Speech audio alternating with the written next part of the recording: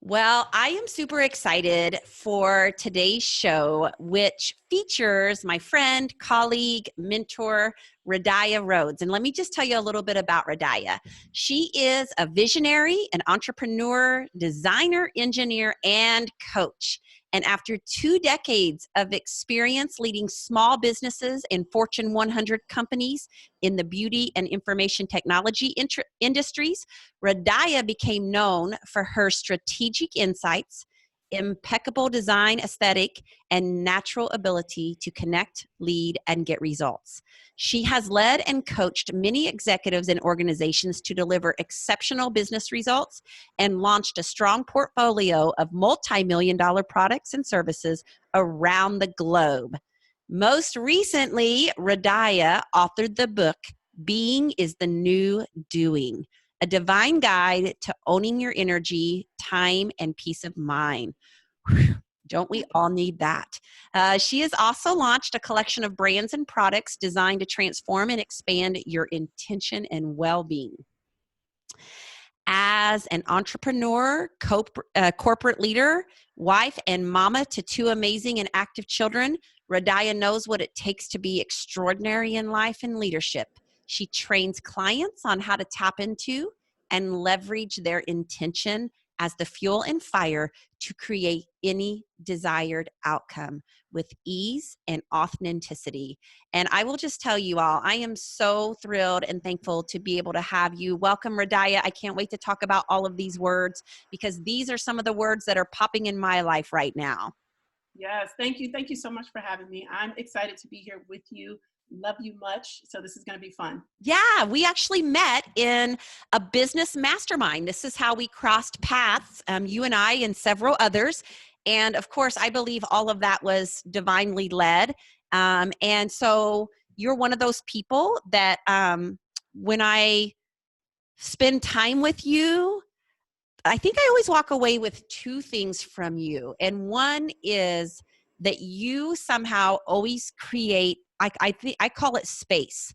You create space between like thought and emotion. And you're always able to do that. And I'm a pretty emotionally charged person. And I have extreme reactions to things sometimes. And so whenever we're navigating a conversation or even something difficult, there's a presence about you that holds that space for yourself and for others. And I always feel that energy come through. That's one of the things I'm super attracted to you about. And then the other is, I think that you're one of those women that raised the ceiling for me on what is possible for our lives. That's awesome. So I'm always so grateful to hear, what someone, like what impression do I leave with anybody? So this whole thought about like creating space between thought and emotion, that is brilliant. I've never heard it. I've heard you make people feel safe, right? You make me feel really safe. You're measured. There's such a wisdom there. But what you said, that to me is where the spirit lies. And that is when I can elevate to my highest intention. When I can separate myself from my thoughts and my emotions and what I do, my actions, or how I define myself, my title, that's where the spirit is. And that's the place I want to act from.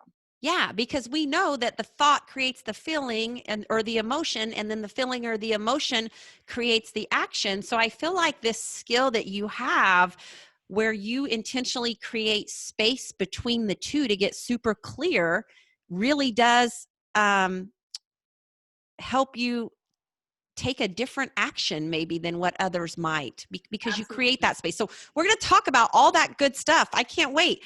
I tell people, like, this is my struggle. I'm sitting here holding your book right now. And I was so privileged that you signed it and sent it to me.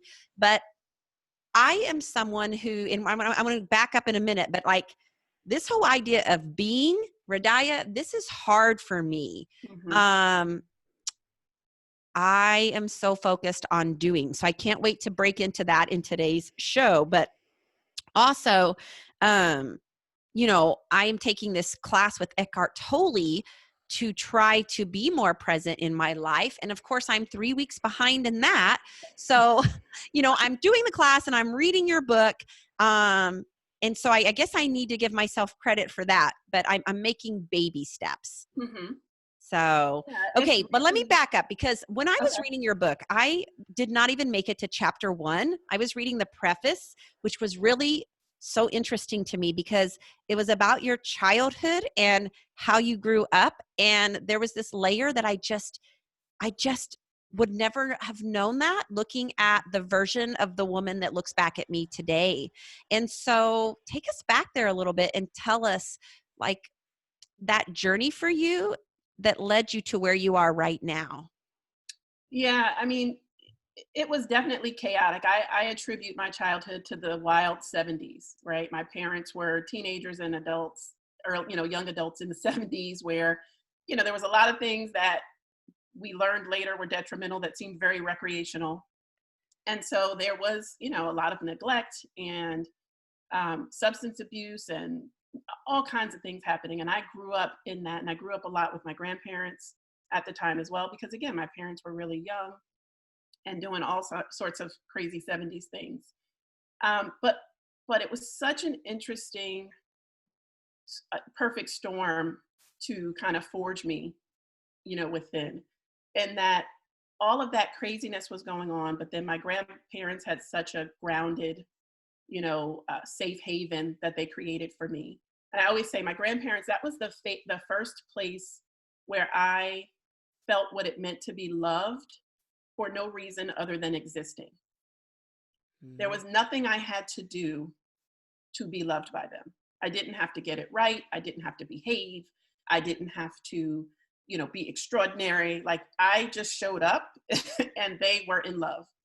And that never left me. And then at the same time, my parents were never really together. And so I had my father, my mother, and my stepmother, who was dating my father by the time I was 2 years old. And those were three very different environments. And the range was from, poverty, real poverty, to luxury, real luxury. And Yeah, so I, you talk about that in the book, right? So like your mom lived in extreme poverty where she was working all these jobs, and you and your siblings would maybe be even left alone at a very young age because she had to go out and do her job and um, to try to feed you. But there were many days where you went hungry, Mhm. and then your dad, you felt safe at his parents' house, right? Yeah, yeah. But then your dad, that this is one of the things, being a stepmom myself, I absolutely started to cry when you gave attribution to your stepmom Hmm. in this book, and you acknowledge, like, it makes me super emotional now, but like you really acknowledged the gifts that came with her. And I want to know a little bit about that. Yeah, it was definitely that range. Like, like I said, my father brought my grandparents, and that was a grounding love. My mother brought strength, like the ability to just persevere and to own your identity and have compassion for yourself, in the face of really difficult and trying circumstances. And my stepmother brought a level of exposure and possibility. And so, no matter how dark it got in one of those places or how lonely I felt, I always had this idea of possibility because of what I'd been exposed to through my stepmother's family. My grandfather, her father was in the military. My grandmother was from Germany, and so they were able to. He ascended to be a major in the army, and so they did very well with just managing their finances. So they had a beautiful home, and we would eat on china. We would, like, handcrafted china and crystal glasses and silver, utensils. And I would have no food one week, and then on the weekend I'd be having escargot and Yorkshire pudding and grilled steaks and all kinds of things. So it was such a contrast, but it gave me the range of what was possible. And no matter what the reality was, and that has served me my whole life. Yes. And so, okay, so you grow up in this these conditions where you're just experiencing extreme conditions, really on both ends. And Hmm. then, I mean, like, how are you the woman you are today? Like, what did you do? How did you get to be this, like, author and this entrepreneur and this lady boss and this person who is full of like ambition and intention. And I think even one time you said, like, sometimes people look at your family, you have 2 kids, you have this husband, like the Incredibles, like, how do they do it all? How do they do all of this? Like, I want to know, how did you get from where you were to where you are now? And I know this could be a really long story, but just give me the shorter version of it. Yeah, it is really that belief that there's always a way through, and the willingness to just keep showing up. Um, because of that, whatever has come my way, I've been willing to take a step into it. Even, as I think about my school years, I was always very smart in school. I did not have, my parents didn't have the resources to, say, oh, well, she's going to go to a private school or what have you. But I had enough of a gift, and I was willing to show up with that gift, and people would recognize. The teacher would say, you should be in this class. You should actually go to this school. You should be in this program. And I was always willing to go. A certain surrendering, a certain way that I'm just willing to see and be present to what's happening and take another step. And that has always taken me right to the next thing, to the next thing. And then when things have been difficult, my willingness to believe that there's always a way through has caused me to, again, to show up and take the next step. And so this is what has been created from that experience and from those kind of choices. But I can't say that it was this, I'm ambitious, deliberate, have these goals, charted this plan. That's not how it happened for me. It was really a willingness to take the next best step. Yeah. And to get uncomfortable. Well, I know that one of the things that you write, and I'm actually going to read this from your book because I like highlighted, I had my purple pen out and I was like, the struggle is real. Because like you followed, you went to school, you went to college, you got your engineering degree, you worked in corporate America, you were extremely successful in corporate America, you marry the man of your dreams, you have 2 children, you live in the nice home, you have stability like you never had as a child, you have beautiful things around you, and yet you were not happy. And so I'm going to read this here. It says, how is it that you can make all the right choices, do all the right things to the best of your ability, keep it all together, and still find yourself on the wrong side of your own life? The simple answer is you're doing too much. More specifically, you're doing too much without knowing who is doing all of the doing and why any of it matters. You're jumping through hoops for everything and everyone. You're the one who goes above and beyond to the extra mile while wondering where you fit in. Time feels rushed and you run on fumes, saving everyone around you. But who is saving you? Life is still good. You feel grateful for your blessings and good fortune, but who is it all for? Where do you enter the equation of your life? And I think that this is the struggle of so many women, Radiah. Like, we've ticked all the boxes, we followed the path, and if we get real honest, we are not happy in our life, and then we feel guilt, right? Like, you have 2 healthy children, you have a husband who loves you, you have a beautiful house, you have a great paycheck, and then there's Radiah who is like not happy. I want to know more about that. Yeah, so it's in what I said, doing too much. How I got on that path, it's kind of the flip side, right, to this double-edged sword of being willing to take the best next step and to show up. And a lot of, those sequential steps, they afforded me amazing results financially, educationally, personally, because someone said, you'd be really good at this, because someone said, you should do this. And so what I was doing, even though I was taking those steps and I was reaping benefits, I was taking other people's steps. And so I got to a place where I had amassed a life that was the result of an equation put together by other people. Mm. And I had no idea who I was. What did I want? And what made it appealing to me in hindsight is the pain. I went through that childhood and there were beautiful things, but there was a lot of pain. There was a lot of trauma. And stability was my thing. I just wanted to feel stability. It wasn't until I was 30, almost 30, that I had lived in a single dwelling more than 2 years in my entire life.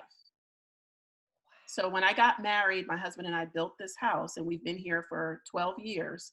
This is the first house that I've lived in for longer than 2 years. Yeah. So stability was a huge driver, but it caused me, it's kind of like when you put the why before the who.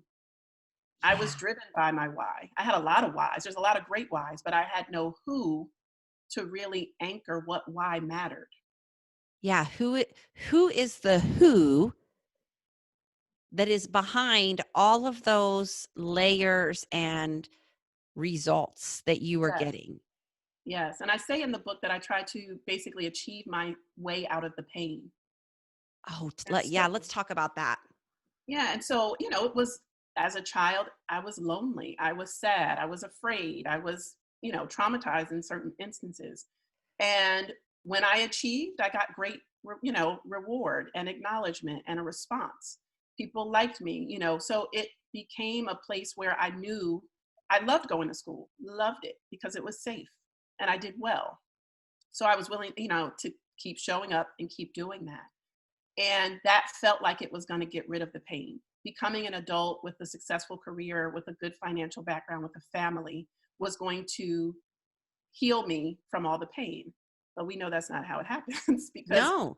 wherever you go, there you are. And until you deal with you, until you deal with the who, and you heal the reality of who you are, what you believe, what thoughts drive you, what patterns you've subscribed to. And it really gets to those core beliefs. What are the things you hold to be true that are driving the thoughts, the feelings, the emotions, and the actions? You got to get behind that because that is what you're identifying with, that is creating the who you are. So for me, it was really about um, trying to achieve away the pain and thinking and believing that if I just had a quote unquote stable life, I'd be free. But you weren't free. No, I was trapped even more. I was Yeah. trapped by now, not only do I not know who I am and I've amassed this life, but I'm someone's wife, I'm someone's mother, I'm someone's leader in a company, and they all have an identity and expectation that they want to place on me as well. And so now not only am I struggling with how I feel about me, but I'm struggling with how do I even engage and survive the expectations and the identity that other people are placing on me right now. Yeah. Yes. I think this is so true. I think that as women, when we get really honest with ourselves, so many women are trying to they feel the way they do. They feel unattached to themselves. They Mm-hmm. wonder what happened to who I used to be. But then those thoughts scare them as a person. So then they go, well, I mean, this is just life. I have to chalk it up and be like this for the next 18 years while I raise my kids. And I don't really get to count. This is just part of adulthood. And, you know, they are afraid to feel the shame around what happens if they allow themselves to be front and center again in their life. Yeah, I think the shame is a big thing. And I'm not going to get this quote right, but I've seen it where it says, I forgive myself for all the things I did when I didn't know any different, basically. Right. And it's this idea that you made XYZ choices, you found yourself in certain situations, you are now in a particular set of circumstances based on those choices. But it's like forgive yourself for not knowing what you didn't know when you made those choices. And then knowing that there's always a way through. So for me, a big driver was not only did I crave stability, but I do not like to suffer. I do not like suffering. And so many of my adult experiences felt like suffering, like being exhausted from my children are only 16 months apart. And within 24 months, I got married and had two children and changed my job assignment twice. So in 2 years, I was basically pregnant for most of it and nursing. I was newly married and I was changing jobs. And there's, really not much more you can change about a person than that, especially No. during time. So I was in those circumstances and it felt very much like suffering. It was very painful, very exhausting, very confronting. I was crying all the Yeah, time. will you really just hone in on that? I want you to tell us, because you kind of have this breakdown that leads to a breakthrough. But Mm-hmm. I really want you to describe how it really did, what you were feeling and doing and crying. I mean, we're afraid to talk about this stuff as women, but we all have this. Yeah, I felt like I couldn't win. So my experience was, okay, these things are hard, but I can figure it out, right? That's the main thing. Many women I talk to, our clients, everything. I just got to figure this out. I can figure this out. And then every time I would try, or I think that I kind of figured something out, something else would happen. So, okay, I figured out how I'm going to deal with two 16-month-old, two children 16 months apart, and I'm going to get my schedule right, and maybe I can work out. And no, I never get to the workout. The kids, that schedule never works out, and I'm back at square one again. Or I get a little bit of success, a little bit of freedom, a little bit of air to breathe, and then all of a sudden something else kind of comes in. So I felt like I just could never win and get out of the situation that was so difficult to even just wake up in the morning and try to move through just the sheer responsibilities. Just basic, get up, get yourself dressed, get the children dressed, eat. Like when your life is reduced to basic, you know, responsibilities being hugely challenging, it does something to your psyche. I can't like literally go to the bathroom by myself, right? Without Right. getting a baby to be quiet and sit in the boppy and position them a certain way. And I'm not sleeping through the night because I'm waking up and I'm nursing throughout. That's real physiological and, psychological and physical impact. It threw me completely. And it was terrible. It was mentally trying. If you asked me to do anything, I was going to cuss you out. So you I'm became tired. extremely I'm drained. irritable, on Absolutely. edge. Absolutely. I am doing more than enough. Don't ask me to do anything. Don't Yeah. ask me to do anything else. Don't tell me to do anything else. I probably said I'm tired 10 times a day easily. Mm. I was just done. I was raw. So then once you kind of get real honest about, I can't keep going on like this. My life can't keep feeling this overwhelming, this challenging. What did you do? I want to hear this story. I want your dad. I love the part where you talk about the question that your dad asked you and then how that led you to slowly transforming your life. Yeah, so I was coping, and the way I was coping is I just got numb, right? I just started to mentally rationalize everything, and it would take me from, we have this intention scale, right? So the lower levels are about suffering and struggling and sacrificing, and then you get halfway through the scale and you're at settling. So Okay, I'm going to back you up. okay. So tell us, I think this is a great point. Go ahead and tell us this intention scale that you have. Walk us through that. And then I think then that'll lead right to your story because I want my people to hear this. Sure. So first and foremost, we define intention differently. Most people think about and use intention as a thought or an objective, as a synonym for that. So they say, I set my intention today. That's not what my intention was, meaning that wasn't the goal or the outcome that I was hoping for. What we say is that's not your intention. That's your objective or your goal or your task or whatever. Intention is not the outcome or the goal. Intention is the energy. It's the way you show up towards the goal. It's the So intention for me, for us, and how we use it is very different than most people. We usually say, I set my intention this morning. My intention in this conversation is that's not what I intended. And what we're doing is using intention as a synonym for a goal or an outcome or an aim. Those are not intentions. Those are goals and outcomes and aims. The way we use intention is as a measure of your energy, of the way you show up towards a goal, who you're being as it relates to a particular goal or outcome you want. So if your goal is to have a constructive conversation that ends in friendship, then that's the goal, not the intention. Your intention is, do you show up as a victim in that conversation or interaction?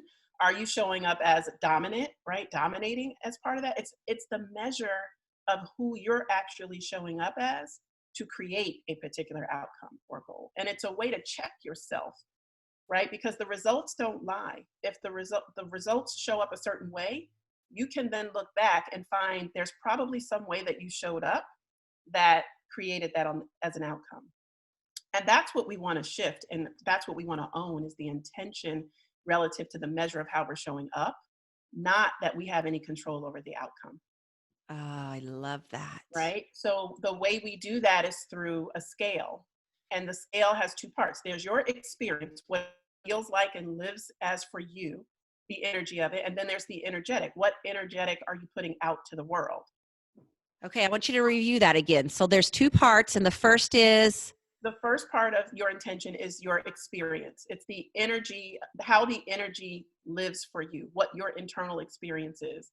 okay. And then the second part is the energetic that you're actually putting out into the world. Got it. What's actually showing up and being put out there.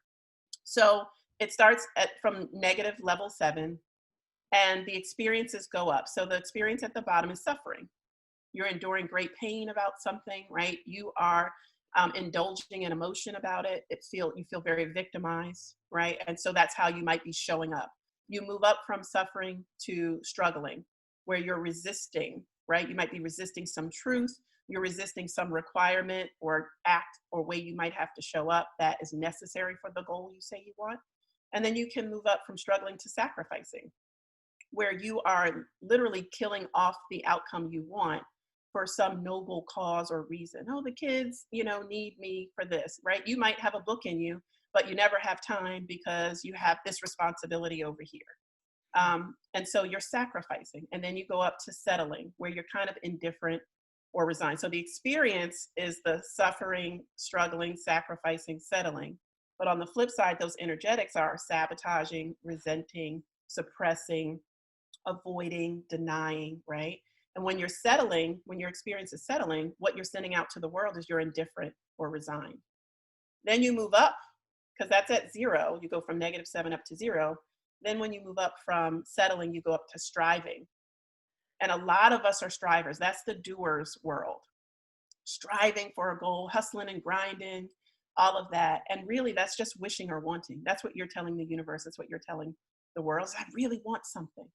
Well, But and we've been told, right? Like, put your head to the grindstone and work your ass off. And like, this is what you're supposed to do in order to achieve this goal. And so we actually take pride in that striving. Absolutely.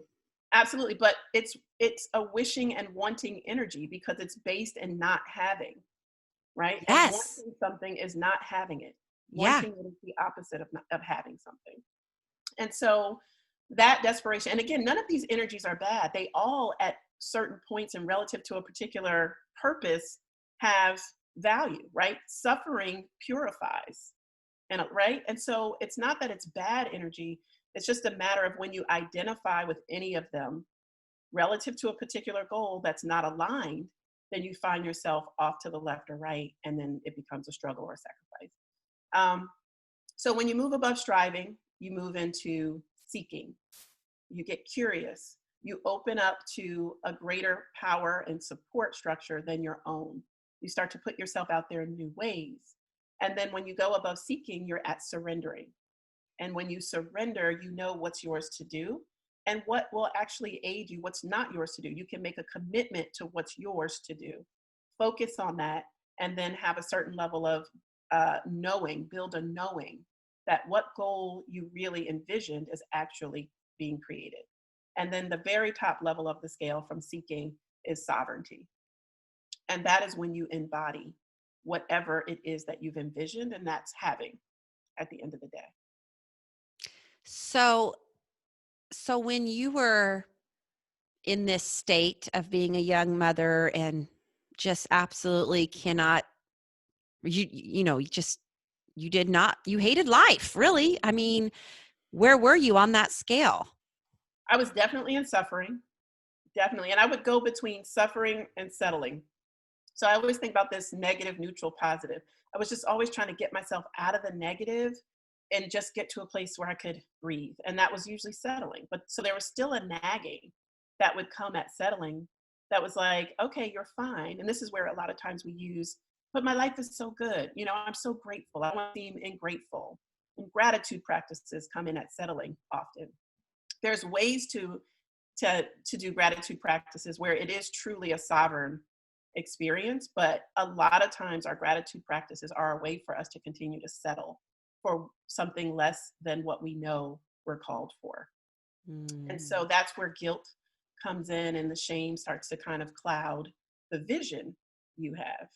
So I would just go back and forth between suffering and settling. And when I was on the phone with my dad one morning, he said to me, "Who are you?" And I was like, "Well, how do you want me to answer that? What do you mean?" And I had no idea. I say in the book, I knew what I wanted. I knew why I wanted it, but I had no idea who I was. And so I went away and I just through meditation, through prayer, and for me through an Excel spreadsheet, because I'm still an engineer and I'm still a designer, I started to just declare who I was. I am a woman whose connection to my highest power is the most important thing in my life. I am a woman who takes care of myself, mind, body, and spirit. I am a woman, a wife who is passionate about my partnership with my husband. I'm a mother who nurtures and loves and cares for her children consistently. And my standards for myself and for the people that I was around. And the rules, I wrote rules that I had for how I wanted to be with people. My values, I defined those. Things that I was fearful of. So I just started to literally, in a spreadsheet, write all of this out. I had never thought about myself in that specific of a way. And it was costing me my life, literally my health, my happiness, because I just had never been willing to sit down and think about myself in a specific way and to define that for myself. And so once I started to do that, I got that space. Mm-hmm. I was able to actually have some space because I could look at it and go, well, no wonder why things are like this. And it just didn't feel so personal or wrong. It just felt like natural. And that's one of the things intention helps you with is, well, if I am sacrificing, then of course I'm not going to have the result. And Yeah, I wanted you to give an example. So, like, sacrificing would be the woman who really wants to put her well being at the forefront by adopting an exercise routine, mhm, but something always comes up with the kids or some kind of commitment. So she's like, well, I can't make it happen. yes, Right? yep. So the challenge there is that she believes the story she has about why she doesn't work out. So she has a legitimate story. Like it's logical and legitimate that if you are wanting to work out, that and you have a life of children and schedules and all of that, that there's going to be competition for time. That's a logical situation. That's a story that could be very accurate. It's not the truth. It may be accurate, it may be factual, but it's not the truth, as in there's no other story or option available. In the book, I talk about finding my tennis, right? So I decided that tennis was my thing. And I don't care who you were not going to make me cancel my tennis. Yes. Because if I want the result called a regular workout routine, the only way to have a regular workout routine is to have a regular workout routine. We make it real complicated, like it's 5 steps. No, you have every day in your schedule a time period for working out. And then you show up at that time and you do the workout. There's nothing in between. That's the only way to have it. Now, how you allow yourself to actually show up and take the time to do that is what we all struggle with. Right. Who you have to be for you to actually succeed at this goal that you say you want. Because you even say in the book, like, your husband would say, hey, can you grab the kids? I had this meeting pop up. No, I can't. I have tennis. Or, hey, can you? Nope, I can't. Sorry, I have tennis. That's And, right. like, that's so hard for women to do. I'm a huge proponent of that. But this is where, as women, we have to take responsibility, don't you think? Yes. Because the truth is, that's the way it's going to happen. Right. And I Yes. go to results. I've spent 20 years in corporate America. I love results, whether it's financial results or personal results. And so you can't get out of the way for you to reach your goal is to prioritize this particular thing, be responsible for that, and execute it. And And actually execute it with boundaries. It's about that's, creating boundaries, isn't it? well, it is. I have an interesting take on boundaries Well, let's because hear I it. really do, I believe in intention over boundaries. Okay. Explain Um, that to us. so boundaries is and boundaries are necessary. So don't hear me saying that they're not. They define what is out, but they also define what's in, right? So when you have a boundary, it's not only just defining what can't come in, what can't get past it, it's also defining the thing that's already within it. So it's very important to be conscious and more offensive about boundaries than defensive about boundaries. And so an offensive approach to boundaries in my world is intention. It's how I show up. So do I show up in a way that allows people to own my time schedule? So people ask me for time and I'm always saying yes. Oh, sure. Okay, I'll move this. Right. And most of the time people will say, well, I have to set a boundary and tell people they can't. It's because you feel guilty or because you don't feel comfortable being firm or whatever might be required for you to actually just own what it is you want. If I want to have, I own a company, I'm the COO of another company, and I am a co-founder of a third company. I have 2 children, right? We know all of these things. And I Two still have highly three involved hours. children. You have events and football games and track events. I mean, yeah, Absolutely. But I also have three hours of free time in my schedule on a daily basis. I love it. Yes. Okay. Talk to us about that. How did you create that? I just created it. I look at my schedule and I just say, this is what I'm going to put in my time and this is what's not. I know what's important to me. What's most important to me is my health and my well-being. Then what's important to me is what things I deem necessary for my children, right? And requests they have and my husband. And then and then my responsibilities relative to the businesses and the household and things like that. So the first things that go on my schedule are things for my health and well-being.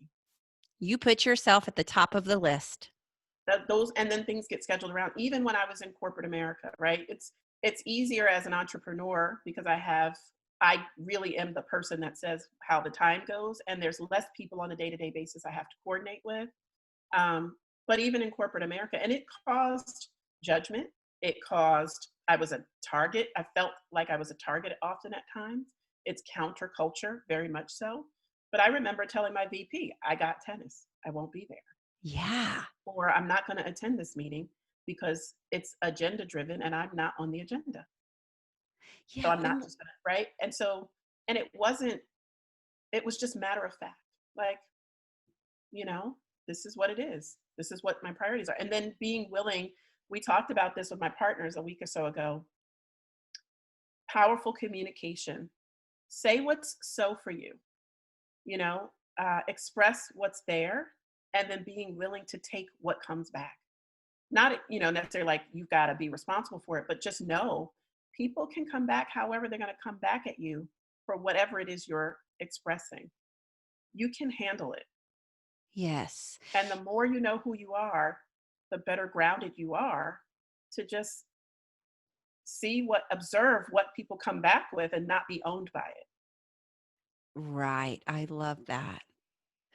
And so, would you say that you're a big part of your journey out of the chaos and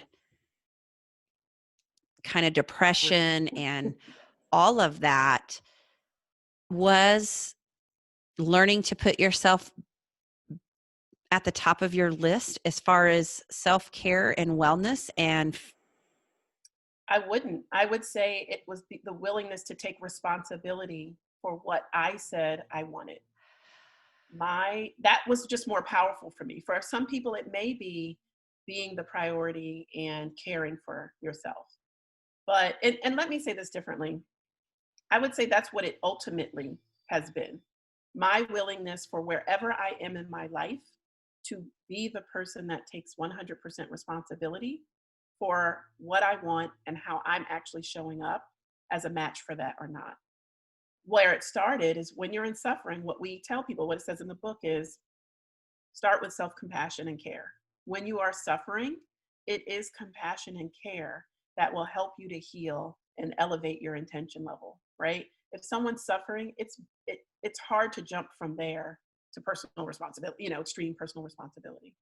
But in hindsight, overall, it's absolutely 100% almost extreme personal responsibility that has changed my life. I love that. And I just think that we need to hear that it's okay to put our wellness and self-care as a priority in our lives.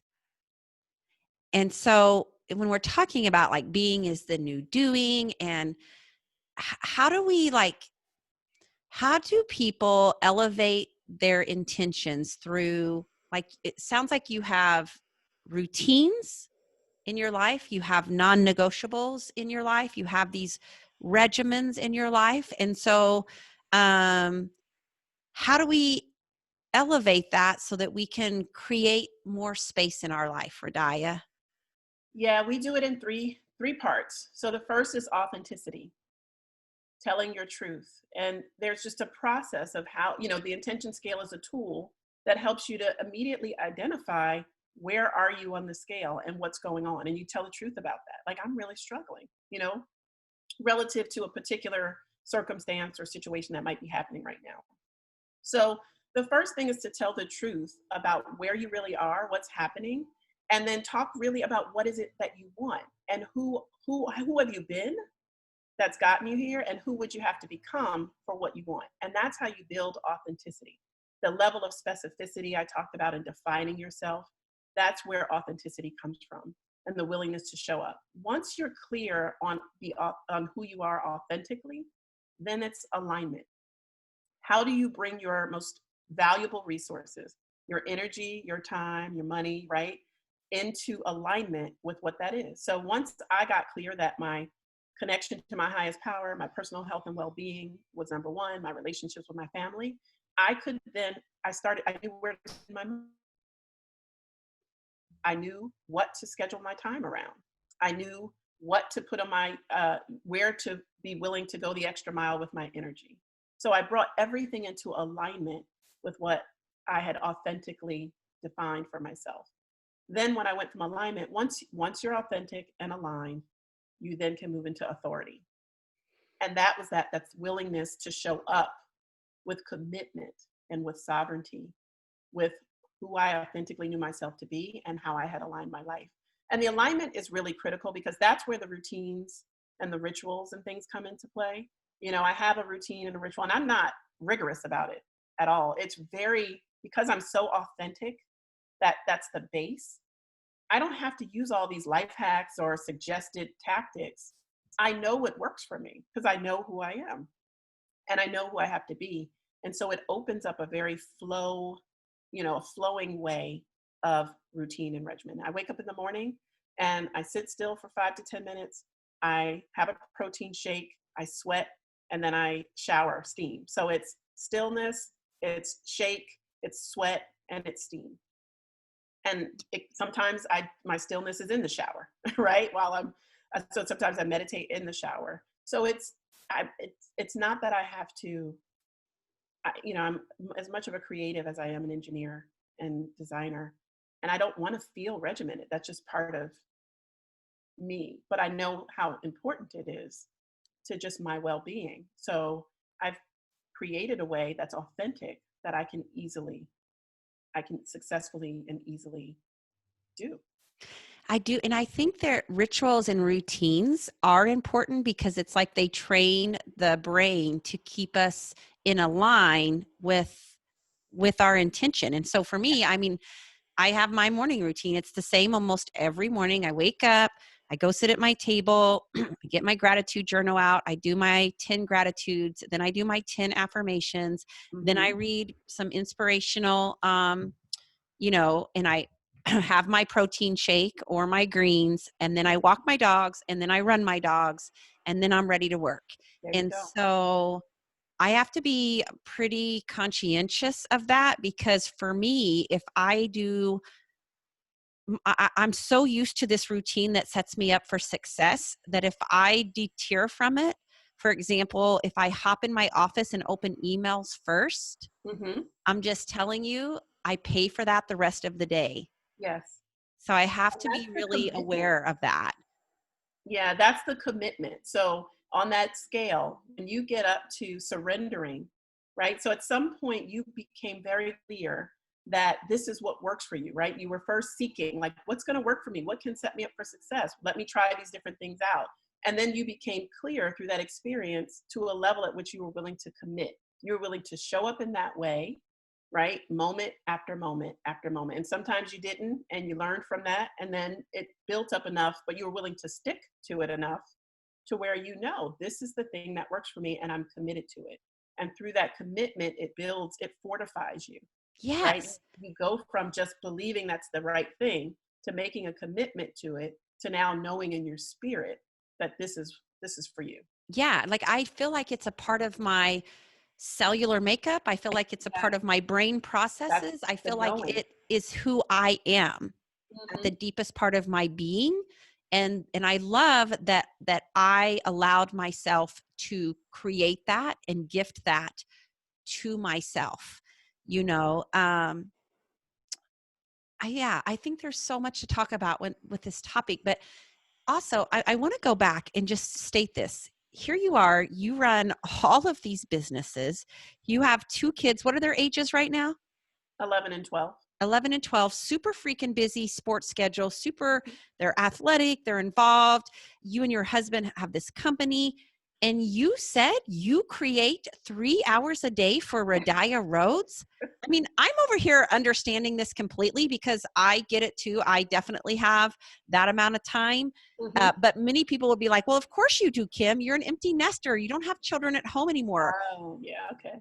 So I love that there's this woman in the throes of parenthood who is stating to my audience that she somehow does all of this and still creates 3 hours. I tell people all the time, I just shoot it straight. If you don't have one damn hour in 24 hours to give yourself, you've got a problem. I just think Yeah. you do.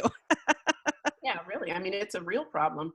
For me, it's a matter of knowing what my goals are and communicating those to all the stakeholders, right? So priorities. I'm very clear. Here are my goals. So therefore, here's who I'm have to be, right? Here's how I have to show up to actually create these goals. And then here's what shifts are going to have to be made. And I communicate those. So if this quarter I have a professional or work or business goal that takes precedence, that's I'm prioritizing, then I'm going to say, okay, well, how is my time going to change if this is what I'm focusing on? How is my energy going to be? And how will I have to shift that? And then how money, like, am I going to have to invest additional money here or there? And then I communicate those to the people that might be impacted or the people that I need support from, and I make those requests. It's the responsibility. It's really me getting clear about what I want, what I'm focused on, what's important to me, and then taking responsibility for that. It's just like if your child, you're responsible for your child getting to and from school on a daily basis. And usually that might be an easy part of your routine. You drop off, you pick up, but you've got something different happening. Like this quarter, the last few months, I've been in a business program, and 1 to 2 days a week, all day long, I'm not at the house. I'm out in the city all day. Well, I'm not just going to go and see how things fly and then every week try to figure out how to get my kids handled. I'm going to talk to my husband. I may talk to my neighbor and say, hey, listen, I'm taking on this program. I've got these goals.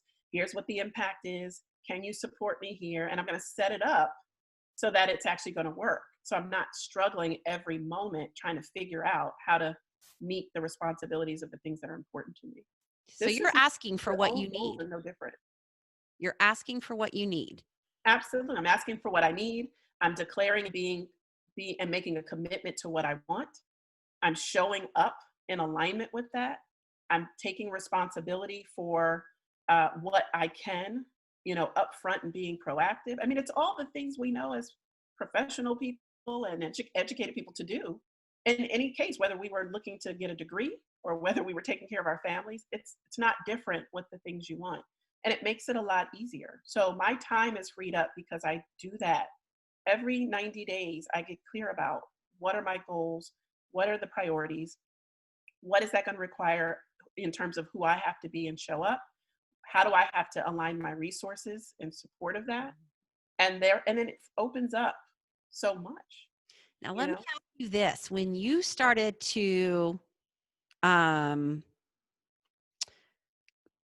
need to shift the way you were operating in your life and state and ask for what you wanted, did you get resistance from your husband? Absolutely. You know, playing small or first of all, many of us, I know I'm an amazing resource. Like you want me on your team. I'm smart, I'm quick, I can execute, I'm kind, I'm supportive, like all of these things. So just imagine having a resource on your team that pretty much is completely available to you. Yeah. Right? That's fantastic. This is how wives are with husbands. Like everybody's like, I need a wife. Because wives Right. are, I need a wife. Yes. listen, wives are awesome. We take care of so much stuff. Yes. And are completely available. So now that completely available, amazing resource is not as available. Right? And he is Sad. impacted by this. What? Absolutely, absolutely resistant. And I tell you the turning point in that, because at first it feels like I can't deal with the resistance, and so I acquiesce to it. And then it became very painful, because I started to tell a story like, he doesn't care about my goals, he doesn't really support me the way I need him to. All of that's a story. So then I finally expressed it, and he was like, I don't think that at all. I want you to succeed. That's like the best thing ever. So I just hadn't communicated, well, this is what I'm trying to do, and so this is what I need, that would even give him the opportunity to be supportive. I was just changing it, like just starting to just change. And then he was reacting to like, well, the resource was pulled away. That's what he's reacting to. So I had to then understand and know that this man really, he's out to support me always. So if that's not what I feel, then let's look at what's really off. So part of it is, hey, I haven't even really declared in a responsible manner, like, hey, this is what I'm up to. This is what I need from you. I haven't made the request. And then there was still resistance after that, because it's a real impact when someone on your team is not as available. Yeah, And so I you've had to changed just the game say, on him. yeah, and exactly. And I just had to say, listen, I get that this is different. And I really know that you're not trying to shrink me, but my shrinking benefits you. Yes. Right? That's just facts. That's not even like a blame or anything like that. Like you get you get a huge win from my shrinking.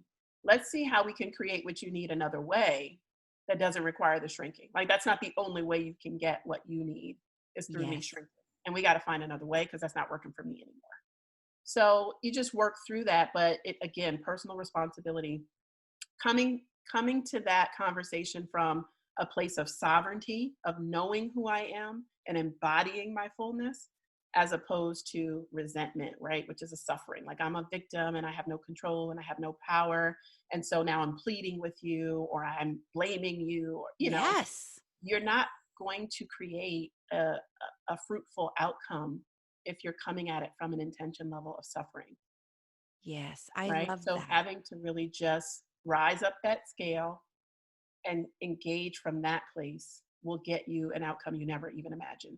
And now it's the new normal. Like he had to get used to that, but this is like the new normal now. And what are the benefits of this, Radiah? What are the benefits to your husband that there is this version of you now operating in the world?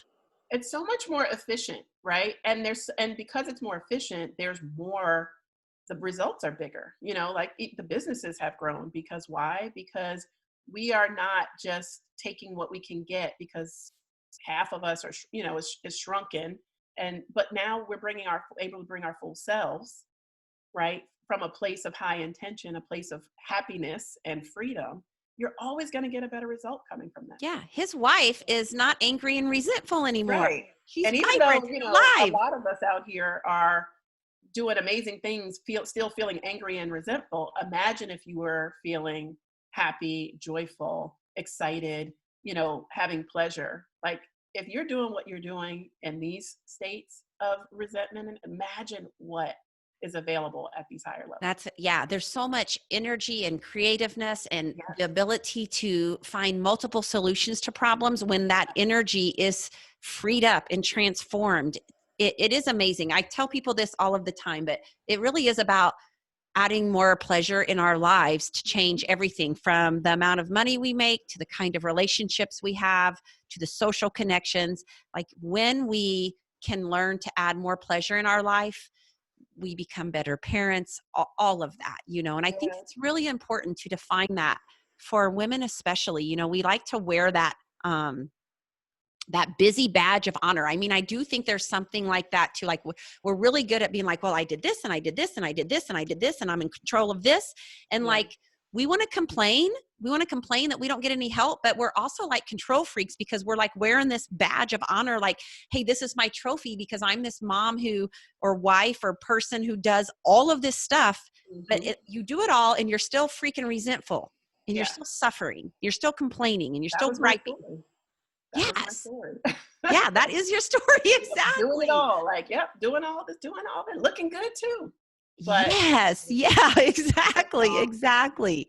Yeah. Oh my goodness. I have loved this conversation so much. It's so important, I think, for people to, first of all, again, just understand that how we feel and what we endure and the suffering that sometimes comes at us is Hmm. so very real. And it's something that all of us feel at times. Hmm. But then also understanding there is a path out of that. If we're willing to really see who is the who behind all of this, Hmm. and then aligning that to match up with the intention so that we create these different outcomes for ourselves. I mean, that's the path that That's it. leads to freedom. That's it. I mean, I love hearing, kind of like we started. I just love hearing when people play back what you've understood from this conversation about intention or how I might show up. And you hit it perfectly. It really is about that clarity of who and the ownership of what you want and why you want it, and then matching that intention level to Yeah. whatever that is. And that's what creates that space that I feel from you in everything. It is a space where I just feel like it's this kind of self-checking that goes on. And because you give yourself that space, you therefore change the outcome of what you would normally get without that. Absolutely. Feelings aren't facts and thoughts aren't truth. And Oh, so, even though they come up in every situation because we're human, so the thoughts and the feelings are going to come. The feelings aren't facts, the thoughts aren't truth. So I've always got room for something other than what my brain is shooting off and what my feelings are firing off. Doesn't mean I ignore them. They're great signals, right? They're brilliant observations, but they're not the answer to everything. And yeah, I they're just have such a respect and honor for my feelings and thoughts. They just don't own me or define me, right, right. you know? Oh I'm my creating goodness. them. We could talk forever, ever, ever. So here's what I want to know, since this is about creating joy in our life and Mhm. experiencing more of all of that. What is one specific way right now that Radiah Rhodes is creating more joy in her life? Presence. I am enjoying each moment. I'm conscious, I'm awake, I feel alive. Um, and there's just amazing things happening. I'm in this conversation with you. I am doing the normal routine of my life. I'm creating new things for my business. My children are uh, ending a quarter in school. There's amazing, championships. We're in the championship playoff realm of sports with them, and I get so much joy out of watching them actually play sports because they're, first of all, they're amazing. Second of all, I believe that athletics, sports, games really create a structure for people to show up fully and great. So I enjoy seeing someone in their own zone, like, and their greatness shining, and that's what I see with the children. So I'm just joyful about all the things, right? Because I'm present. and I'm conscious and I feel really alive about it. You're allowing yourself to feel that joy. Absolutely. Like there's joy all around always. We just Yes. don't always allow it in. So that's Exactly, exactly. So I want you to tell people. So first of all, being is the new doing is your book, Radiah. I've got it highlighted, marked up. It's my current inspirational read. awesome. I'm crying through it. I'm rooting for you through it. And then other times I'm going, damn, this girl has called me out on my shit. I love it. So I also want to know a little bit more for people who want to find you, or connect with you, know about anything, programs you have going on. Please tell us a little bit about where we can connect with you. Yeah, I always tell people you can send me an email, radiah@evokelife.com, RADIAH@EVOKLIFE.com. That's the quickest way to connect with me. Uh, you can always go to the website, evokelife.com, and see what we have going on. We're on all social media platforms. We have a great Facebook group, the Evoke Experience. And so I go pop in there live and we talk about intention and on Instagram and all that good stuff. So send me an email or pop up on the website or social media.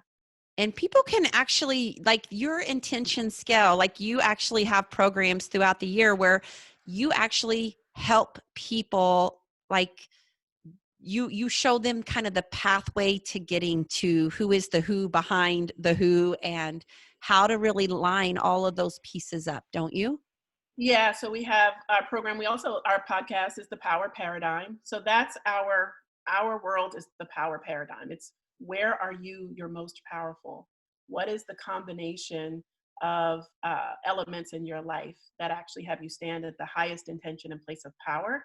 And then let's go for a goal from that place. And you learn the system, how to move up the scale in those shifts through that process of achieving a particular goal. And then you just do it over and over again. So we run cohorts. We have a cohort starting up in January. We'll start enrollment for that this week. And it's just all about learning this process. We've, again, being a designer and engineer, we've been able to dissect exactly what we went through and create a framework and a process around that. And then we get you in the game for your goal, and then you build the muscle of intention through that That's what process. I love, is that it is a system. It is a Yes, system that you see works over and over and over again. So yes, that is fantastic.